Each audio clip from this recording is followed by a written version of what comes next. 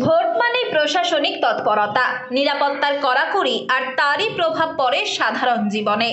এবারের বিধানসভা নির্বাচনেও তার ব্যতিক্রম হলো না। কেন্দ্রীয় বাহিনীর থাকার জন্য দখল নেওয়া হয়েছে স্কুল ভবন, ফলে বন্ধ হয়ে গিয়েছে পঠন পাঠন। তবে এই পরিস্থিতিতেও শিক্ষার ধারাকে থামতে দেননি শিক্ষকরা।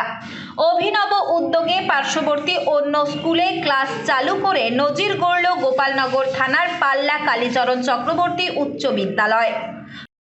ইলেকশনের জন্য একটু আগেই আমাদেরকে স্কুল গ্রাউন্ডে থাকতে হয়েছে, কারণ ওখানে সিআরপিএফ থাকার জন্য। তো আমাদের মূল উদ্দেশ্য ছাত্রছাত্রীরা তাদের এই অনলাইন ক্লাস থেকেও, অনলাইনে সবসময় সম্ভব হয় না, মানে মোটামুটি সবাই একটা 3-4টে করে ক্লাস করে আমরা চেষ্টা চালাচ্ছি। আর একদম টাইমিংটা 4টে অবধি স্কুল আওয়ারে, যেমন অন্যান্য স্কুলে যেমন চলছে আমাদেরও সেরকম।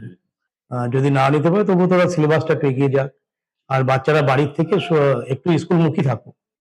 স্কুল সূত্রে জানা গিয়েছে, নির্বাচন উপলক্ষে প্রশাসনের নির্দেশে ওই বিদ্যালয়ে কেন্দ্রীয় বাহিনীর থাকার ব্যবস্থা করা হয়েছে। প্রায় 1 মাসেরও বেশি সময় ধরে সেখানে জওয়ানরা থাকবেন। এর জেরে বন্ধ হয়ে যায় স্কুলের স্বাভাবিক পাঠদান। প্রায় 1,500 পড়ুয়ার ভবিষ্যৎ অনিশ্চয়তার মুখে পড়ে। এই পরিস্থিতিতে পড়ুয়াদের ক্ষতি এড়াতে উদ্যোগী হন স্কুলের শিক্ষক শিক্ষিকারা।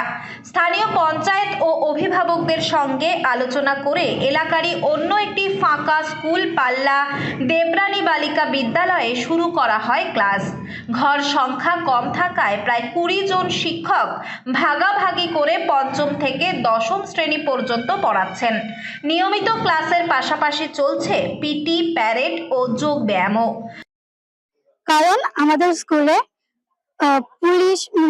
পুলিশ এসছে, সেহেতু তাদের ক্যাম্প থাকার দরকার, সেজন্য তারা আমাদের স্কুলে থাকছে। আর যদি স্কুলে না আসি তো আমরা ঠিকঠাক লেখাপড়া করতে পারবো না, পরীক্ষা দিতে পারবো না। তাই জন্য স্যার আমরা ঠিক করেছেন যে পাশে একটা স্কুল আছে, তো স্কুলটা আমরা চালাই। পড়ুয়াদের মধ্যেও এই উদ্যোগে খুশির সুর। অভিভাবকরাও শিক্ষকদের এই উদ্যোগকে সাধুবাদ জানিয়েছেন। এক অভিভাবিকার কথায়, শিক্ষকরা ছেলে মেয়েদের ভবিষ্যতের কথা ভেবে অন্য স্কুলে পড়ানোর ব্যবস্থা করেছেন। নিয়মিত ক্লাস হচ্ছে, এটা আমাদের কাছে বড় স্বস্তির।